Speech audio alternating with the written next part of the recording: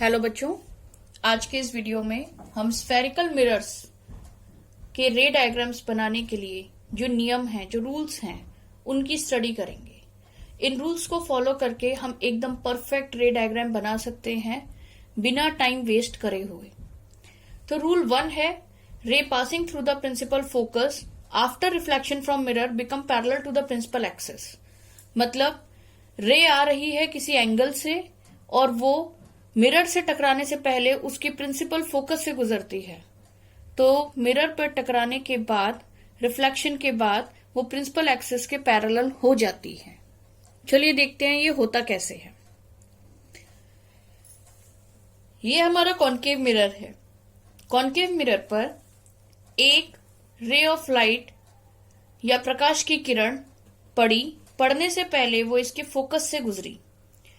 Focus से गुजर के जब वो मिरर पर आई और यहां से रिफ्लेक्ट हुई, इसमें परावर्तन हुआ, तो प्रिंसिपल एक्सिस और परावर्तित किरण यानी रिफ्लेक्टेड रे एक दूसरे के पैरेलल हो गई।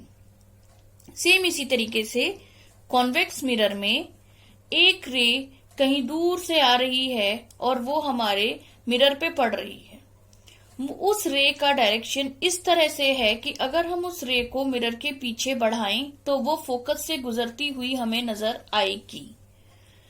ऐसी कंडीशन में जब वो इस मिरर पे पड़ती है और रिफ्लेक्ट होती है, तो जो रिफ्लेक्टेड रे है वो और प्रिंसिपल एक्सिस एक दूसरे के पैरेलल होती हैं। दूसरा रूल है, ray parallel to the principal axis pass through the principal focus after reflection from mirror. यानी जो हमारी इंसिडेंट रे है वो प्रिंसिपल एक्सिस के पैरेलल आएगी, मिरर से रिफ्लेक्ट होगी और आफ्टर रिफ्लेक्शन वो हमें फोकस में से निकलती हुई नजर आएगी। चलिए देखते हैं ये कैसे होता है। ये हमारा कॉन्केव मिरर है। इस कॉन्केव मिरर पर एक रे इंसिडेंट हुई जो कि प्रिंसिपल एक्सिस के साथ पैरेलल थी।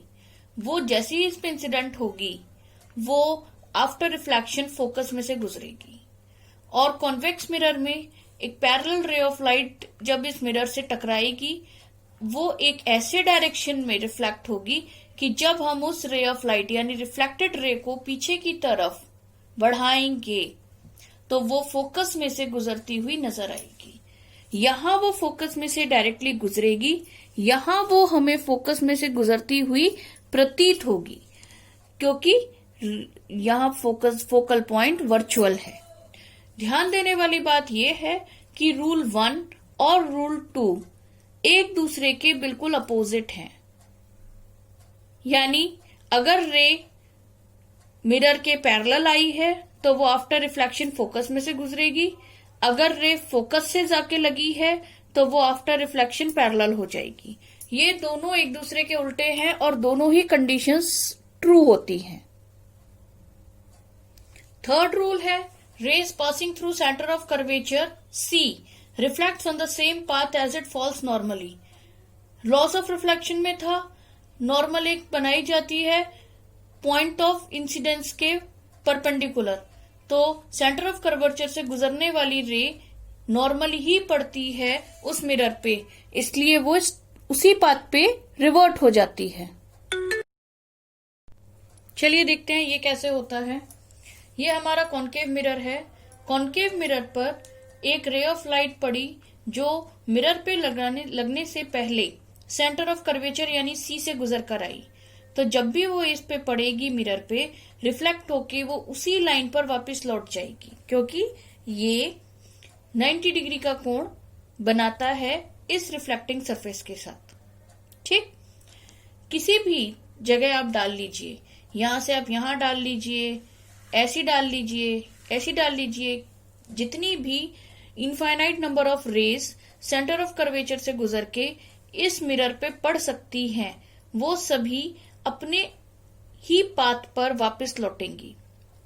उसी तरह यहां पर हमारा कॉन्वेक्स मिरर है। कॉन्वेक्स मिरर पर एक रे ऑफ लाइट आई जो आगे बढ़ाने पर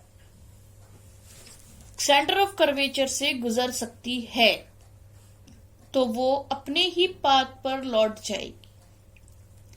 ऐसी n नंबर ऑफ रेज जो कि आगे एक्सटेंशन करने पर सेंटर ऑफ कर्वेचर से गुजरे, वो मिरर पे पड़ने के बाद अपने ही पाथ पे वापस लौट जाएंगी। I think this rule is also clear. अब उन केसेस का क्या जहां पर रेज ऑफ लाइट ना प्रिंसिपल एक्सिस के पैरेलल हो, ना फोकस से गुजरे, ना सेंटर ऑफ कर्वेचर से गुजरे, बल्कि एक एंगल पर आए और मिरर पे आके टकराएं। ऐसे केसेस के लिए हमारे पास रूल 4 है, जो सबसे इंपॉर्टेंट रूल है।